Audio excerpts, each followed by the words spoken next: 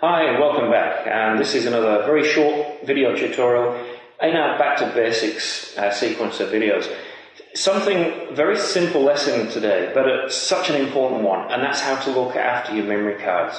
When we're shooting with film, if disaster struck, you'd lose maximum 36 photos. Digital, obviously it's different. You can lose 2,000 photos in one go.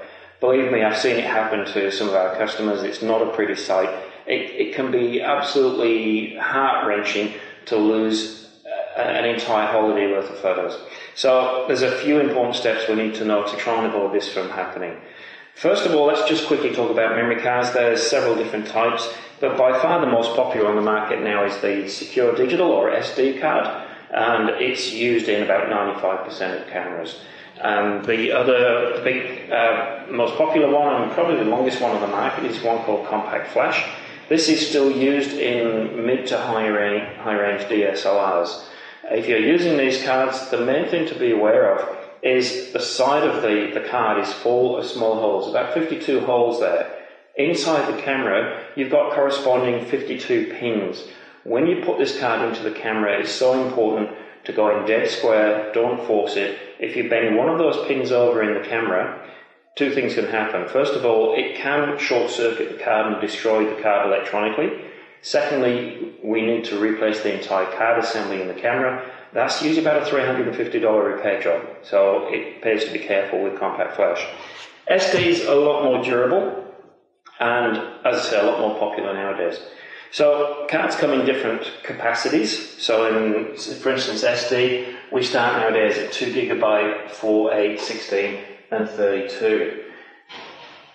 What size do you go for? Well, it depends on a number of factors. A, how many photos do you think you want to put on one card? Do you want to put all your eggs in one basket, or are you better off having 2 or 3 smaller cards so if something does go wrong, you don't lose all your photos? I tend to sort of take that view. Also, if you do a lot of traveling, a 4 gig is a good size, because 4 GB the entire contents will fit onto one DVD, which holds 4.7 gig. So if your memory card does become full and you need to empty it, you can download to a DVD or you can go to a camera store and it will all fit on one DVD nice and easily. So it's quick and simple. So 4 gig is a very practical size to carry. If, however, you're shooting a lot of movies, you might need more memory than a 4 gig. Nowadays, the cameras are getting so much better at shooting movies. Full high definition movies available on a lot of cameras nowadays, so we're talking big files. Movies, I'd suggest probably looking around about a 16 gig as a practical size, because apart from your movies, you also want room to do your still photos as well. So how do we go about safeguarding our photos? There's some do's and don'ts with memory cards. Some of the things that can go wrong, some of the big no-nos you should never do. Number one, you should never put it in or out of the camera while the camera is turned on. By doing this, you can actually send an electronic spike across the card and destroy the card. Nothing we can do, it's dead. Dead and gone, nothing we can recover. Another mistake people make is they fill the card up to 100% capacity. That's not a good thing to do. I have seen problems with cards that have been 100% full. Just leave a little bit of space there. If your card, for instance, if you can get 500 photos on a card, shoot 490. Leave room for those last 10, start a new card. Seems to avoid problems that way. If you do have an error with the card, the camera can't read it, the best thing to do is, whatever you do, don't try and take any more photos. Just put that card in a safe place, bring it into the store. We've got image recovery software. We've got about a 90% success rate of recovering lost data from memory cards. As long as it doesn't have that electronic spike across it which can destroy the electronics, in which case, as I say, we can't do anything with it. But bring it in, let's have a look at it and see if we can recover the images for you. The other thing to consider with memory cards is the speed of the card. Now, the speed of the card is the speed at which it can download from the camera. Cards are separated into class systems, and the class is the actual speed. For instance, I've got a couple of cards here. These are both SanDisk SD cards.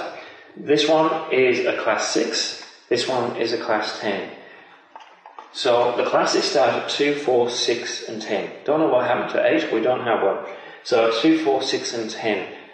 Class 2 is okay for your basic point-and-shoot cameras and low-resolution video, just your standard video. Class 4 is the minimum I'd recommend for a compact camera using high-definition video. When you get up to shooting video, full high-definition video, Class 6 is what's recommended. And if you're shooting video on a digital SLR, because of the increased file size, Class 10 is recommended. They will work on Class 6. Class 10 tends to give you less problems, better results. So that explains the speed of the cards. Obviously, the faster the card increases the price a little bit. So it's all relative to the capacity of the card and the speed of the card, but also the brand. Not all cards are equal, and I'd suggest with memory cards, because they're such an important item where they're storing hundreds of photos, go for a well-known brand. SanDisk is probably one of the biggest brands out there. All they do is memory. That's their specialty. We have so few problems with SanDisk cards. The other thing that we need to be concerned with memory cards and keeping our cards healthy is how we treat them in camera. So many people will take photos for months on end. They'll download their photos and then they'll delete from the memory card. That's okay, but you're not actually emptying the memory card by doing that. You can avoid a lot of problems by finding the format command inside your camera. It's usually up in the setup menu somewhere, but if you actually format the card, it completely erases the card and it sets the card up factory fresh. It's ready to go again. So how often should you format? Well, I tend to format every time I use the card. Some people feel that's a little bit overkill, but I've never worn a card out yet, and I use them consistently day to day. So I've never found any problems in continuously formatting. So I don't actually hit the delete button. When I've taken a series of photos, I download them, immediately I format the card so it's fresh and ready to go for the next shoot. The reason I do it as soon as I've downloaded is I'll get out on location doing something else. If I haven't formatted that card, then I've got to think, did I download these photos or not? Can I safely format or not? And with my memory, I don't know. So you end up with running out of memory. So my practice is to do it immediately after download. Then I know the card is in my camera bag and it's clear to use. The other thing we need to look at is how you actually download your images to the computer. Probably 90% of people out there use what came in the box. They give you a USB cable, you've got the camera, you connect it to your computer, and you download from the camera. That is actually not the best way to do it. There is a better way. The big proviso, I think, if you're going to download using the camera, is you have to make sure that your camera battery is fully charged before you're doing a download. If you're downloading 500 photos and your camera runs out of battery halfway through the download, it can actually scramble the card. You can lose not only that image it was in the middle of transferring, but it can sort of block access to the rest of your images on there. So again, that's something that you really want to avoid. You're much better off to use a card reader. If your computer doesn't have a built-in card reader, as many of them do nowadays, then I'd suggest just buying a $20, $30 card reader. This particular one will read virtually every memory card on the market. It's just a little box full of slots for the different memory cards. It's got a USB cable. You plug it into the computer with a USB cable. Memory card goes straight into the card reader. Your computer then will regard this just like any other hard drive. Then it's just a matter of finding that hard drive on your computer, dragging and dropping to where you want it onto your hard drive.